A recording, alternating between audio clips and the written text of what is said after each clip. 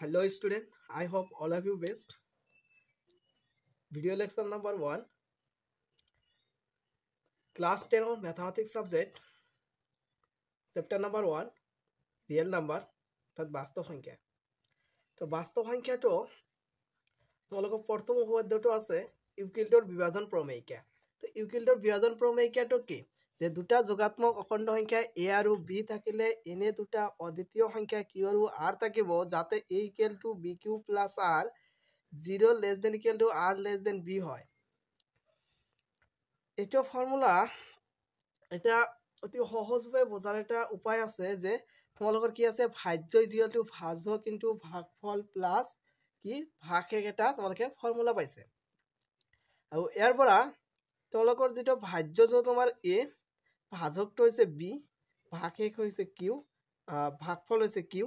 আৰু কি আছে ভাগশেষ হৈছে r আৰু সেম প্ৰসেস এইটা আৰু এইটোই তোমালোকৰ ইউক্লিডৰ বিভাজন প্ৰমেয়িকা উপপাদ্যটো। তো এটাৰ পৰ তোমালোকে কি কৰিব লাগে তোমালোকৰ গসাগু উলিয়াব লাগিব যিকোনো দুটা এই অদ্বিতীয় সংখ্যা দুটা দিয়া থাকব সবর্ত কি থাকিব d আৰু d c আৰু d দুটা অখণ্ড সংখ্যা দিয়া থাকব তোমালোকৰ c আৰু d অৰ্থাৎ যেনেকুৱা যিকোনো দুটা অখণ্ড সংখ্যা দিয়া থাকিব আৰু অখণ্ড সংখ্যাৰ পৰা তোমালোকৰ উলিয়াব লাগিব গসাগু আৰু গসাগু কেনেকৈ ওলাব যে গসাগু ওলোৱা পদ্ধতিটো হৈছে যে যদি c equal to dq plus r 0 less than r less than d হয় অর্থাৎ কি হচ্ছে যদি r equal to 0 তেন্তে c আৰু d ৰ গসাগু d হ'ব যদি r not equal to 0 r যদি 0 নহয় তেন্তে আকৌ equal to বিভাজন প্ৰমেয়িকা তোমালোকৰ ব্যৱহাৰ কৰিব লাগিব। তো এতিয়া কোশ্চেন এটা আছে যে 135 আৰু 225 ৰ গসাগু কি হ'ব। তো एग्जांपल আছে অৰ্থাৎ তোমালোকৰ এক্সাৰসাইজ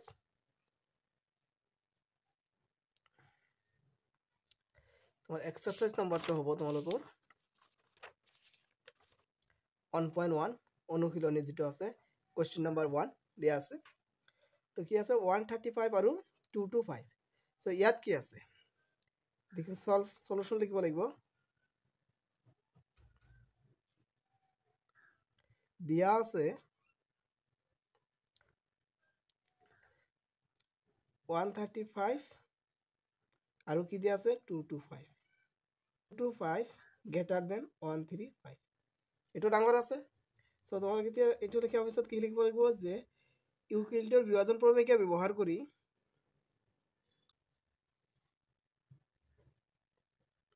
কৰি কি লিখিবা প্ৰথমতে লিখিবা 135 হেকো কৰিবা 225 কিমান বাৰ যাব 1 বাৰ 135 লিখি দিয়া পিছত কি হ'ব 0 এক ধাৰ কৰা 12 12 তে 3 গেলে 9 আকৌ এনেকৈ কৰা এটো ইয়াত লৈ আহা 135 টো যেহেতু r টো 0 হোৱা নাই আকৌ কেইবাৰ যাব কেইবাৰ যাব একবাৰ কিমান হ'ব 90 এইবাৰ দিয়া কি হ'ব 5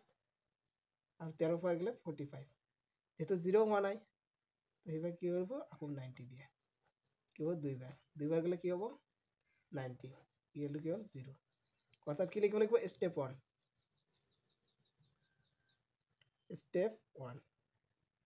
কি আছিল 225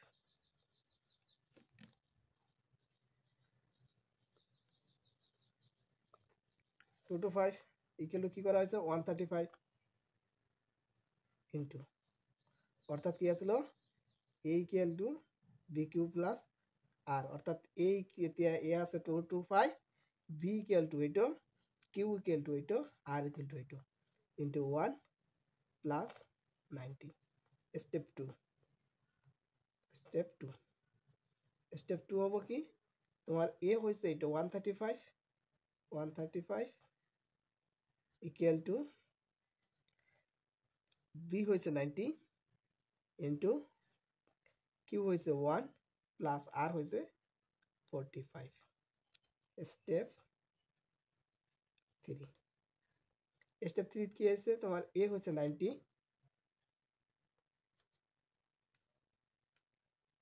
b হইছে তোমালোকৰ 45